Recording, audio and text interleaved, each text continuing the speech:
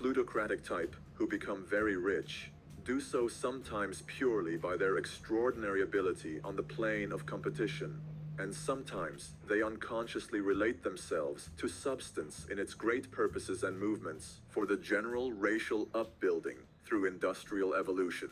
Rockefeller, Carnegie, Morgan, et al. Have been the unconscious agents of the supreme in the necessary work of systematizing and organizing productive industry. And in the end, their work will contribute immensely toward increased life for all. Their day is nearly over. They have organized production and will soon be succeeded by the agents of the multitude who will organize the machinery of distribution. The multimillionaires are like the monster reptiles of the prehistoric eras. They play a necessary part in the evolutionary process, but the same power which produced them will dispose of them. And it is well to bear in mind that they have never been really rich. A record of the private lives of most of this class will show that they have really been the most abject and wretched of the poor. Riches secured on the competitive plane are never satisfactory and permanent. They are yours today and another's tomorrow. Remember, if you are to become rich in a scientific and certain way, you must rise entirely out of the competitive thought. You must never think for a moment that the supply is limited.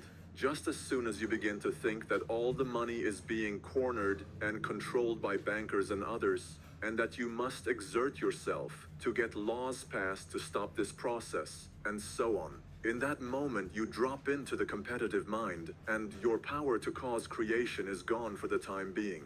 And what is worse, you will probably arrest the creative movements you have already instituted. Know that there are countless millions of dollars worth of gold in the mountains of the earth, not yet brought to light. And know that if there were not, more would be created from thinking substance to supply your needs.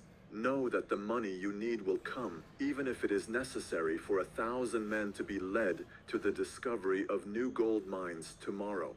Never look at the visible supply. Look always at the limitless riches and formless substance, and know that they are coming to you as fast as you can receive and use them. Nobody, by cornering the visible supply, can prevent you from getting what is yours. So never allow yourself to think for an instant that all the best building spots will be taken before you get ready to build your house, unless you hurry. Never worry about the trusts and combines, and get anxious for fear they will soon come to own the whole earth.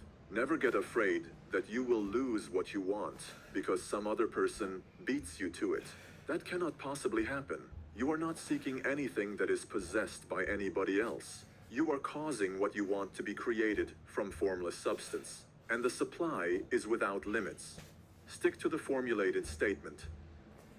There is a thinking stuff from which all things are made, and which in its original state permeates, penetrates, and fills the interspaces of the universe. A thought in this substance produces the thing that is imaged by the thought.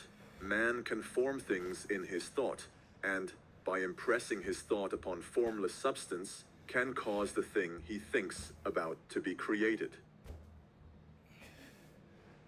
Chapter 6. How riches come to you. When I say that you do not have to drive sharp bargains, I do not mean that you do not have to drive any bargains at all, or that you are above the necessity for having any dealings with your fellow men. I mean that you will not need to deal with them unfairly. You do not have to get something for nothing, but can give to every man more than you take from him.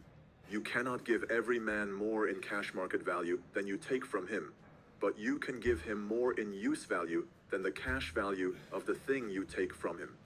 The paper, ink, and other material in this book may not be worth the money you paid for it, but if the ideas suggested by it bring you thousands of dollars, you have not been wronged by those who sold it to you. They have given you a great use value for a small cash value.